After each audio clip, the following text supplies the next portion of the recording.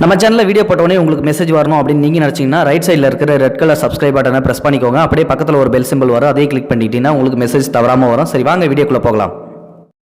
வணக்கம் நண்பர்களே. ஒரு அழகான கிளி ஒன்று மரப்பொந்துல வாழ்ந்துகிட்டு இருக்கு. அதுக்கு தேவையான உணவுகள் எல்லாத்தையுமே பாத்தீங்கன்னா பழங்கள் எதையா இருந்தாலும் சரி, தனக்கு தேவையான உணவை அந்த மரப்பொந்துக்கு கொண்டு வந்து நிம்மதியா உட்காந்து சாப்பிடும் திருப்தியா.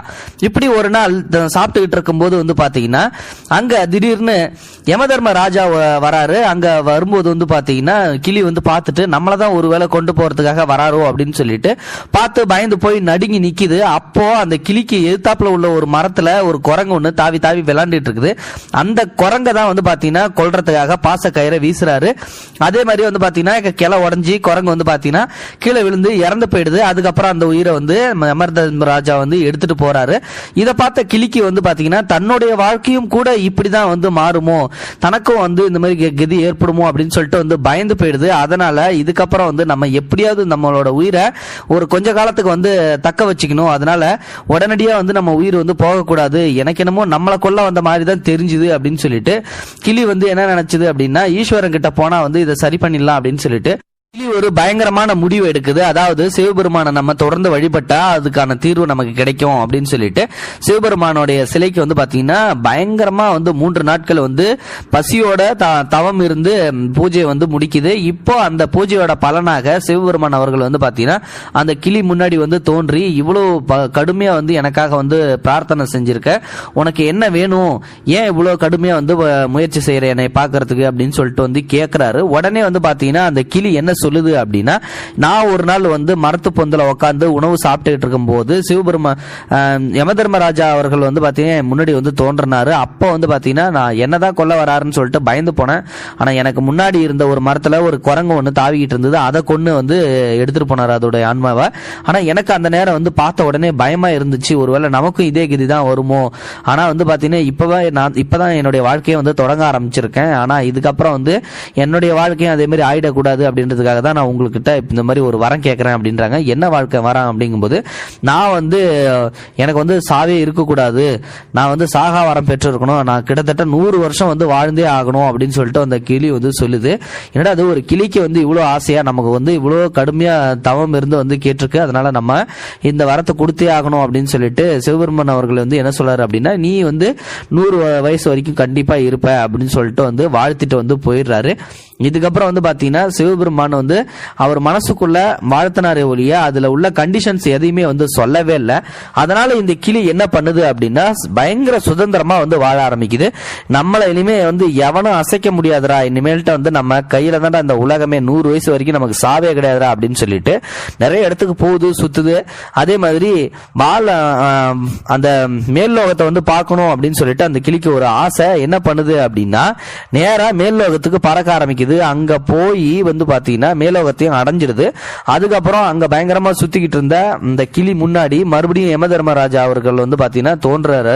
உடனே அவரை பார்த்து கிளி நக்கல் அடிச்சு சிரிக்குது. என்னையே கொல்ல வந்துட்டியா, உன்னை என்ன பண்றான் பாரு அப்படின்னு சொல்லிட்டு பயங்கரமா கெக்கப்புக்குன்னு இன்னும் பயங்கரமா சிரிக்குது. யமதர்மராஜாவை பார்த்த உடனே சிரிச்ச உடனே அவருக்கு பயங்கர கோபம் வந்துருது. பாசக்கயிறை வீசி அந்த கிளியோட உயிரை எடுத்துறாரு.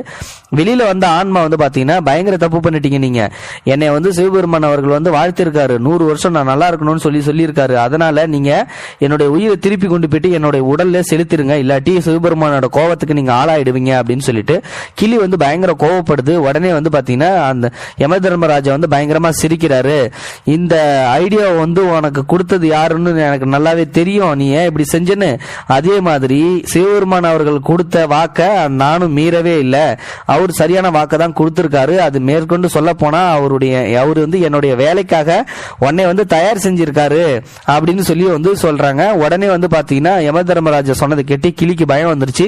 என்ன சொல்றீங்க, ஏன் இப்படி நடந்துச்சு அப்படின்னு சொல்லி கேட்கும்போது, கிளியே நீ ஒரு பூலோக ஆன்மா, அப்படி இருக்கும்போது நீ மேலோகத்துக்கு வந்திருக்க கூடாது. யமதர்மராஜாவாகிய நான் பாத்தீங்கன்னா உன்னுடைய கண்ணு முன்னாடி தோன்றி கண்ணு முன்னாடி ஏதாவது ஒரு உயிரை எடுக்கணும்னு சொல்லி விதி. அதனாலதான் உன்னுடைய உயிரை எடுக்கிறதுக்கு பதிலாக நான் அந்த குரங்கோட உயிரை எடுத்துட்டு போனேன். ஏன்னா அப்பதான் உன்னோட உயிரை எடுக்க முடியும் அப்படின்னு அப்படின்றதும் விதிதான். அதனாலதான் உன் கண்ணு முன்னாடி ஒரு குரங்கோட உயிரை எடுத்துட்டு போனேன். அந்த சமயம் நீ அதை பார்த்துட்டு சிவபெருமான வழிபடுவ அப்படின்றதும் விதிதான். அதே மாதிரி அவரை வழிபட்ட சிவபெருமானும் வந்தாரு. சிவபெருமான் வாழ்த்தனது என்னன்னு தெரியுமா? இந்த பூலோகத்துல நீ 100 வருஷம் இருப்ப அப்படின்னு சொல்லிட்டு தான் வாழ்த்தனாரு. ஆனா நீ இப்போ பூலோகத்துல இருக்க கிடையாது. நீ மேல் லோகத்துக்கு வந்துட்ட. நீ இதுவே பூலோகத்துல இருந்திருந்த அப்படின்னா 100 வயசு வரைக்கும் உன்னோட உயிரை என்னால எடுத்திருக்க முடியாது. சிவபெருமான கட்டளையும் கூடாது. அவருடைய கட்டளை என்னால மீறி இருக்க முடியாது. ஆனா அவர் வாழ்த்தனது நீ இந்த பூலோகத்துலன்னு சொல்லி சொன்னாரு. ஆனா நீ இந்த பூலோகத்துல இல்லாம மேல் லோகத்துக்கு வந்ததால அவர் சொன்ன வாக்கு பிரகாரம் நீ பூலோகத்துல இல்ல அப்படின்றது தெளிவாயிடுச்சு. அதனால நீ மேல் லோகத்துல இருக்கணும், உன்னோட உயிரை எடுக்கணும்னு சொல்லிட்டு எனக்கு கட்டளை இட்டு இருக்காரு சிவபெருமானே. அதனால என்னுடைய வேலையும் ஈஸியா முடிஞ்சிடுச்சு அப்படின்னு சொல்லிட்டு யம தர்மராஜா சொல்றாரு. உடனே அந்த கிளிக்கு பயங்கர சோகமா ஏற்பட்டு தன்னுடைய ஆன்மாவோட அந்த கிளியை பாத்தீங்கன்னா நேரா சொர்க்கத்துக்கு அழைச்சிட்டு போயிடுறாரு யம தர்மராஜா. சோ இதுல இருந்து ஒரு விஷயம் மட்டும் நல்லா உங்களுக்கு புரிஞ்சிருக்கும். எது நடக்கணும்னு இருக்குதோ அது கண்டிப்பா நீங்க எங்க போய் ஓடி ஒளிஞ்சாலும் நடந்தே தீரும். அதை மட்டும் யாராலையும் மாத்தவே முடியாது.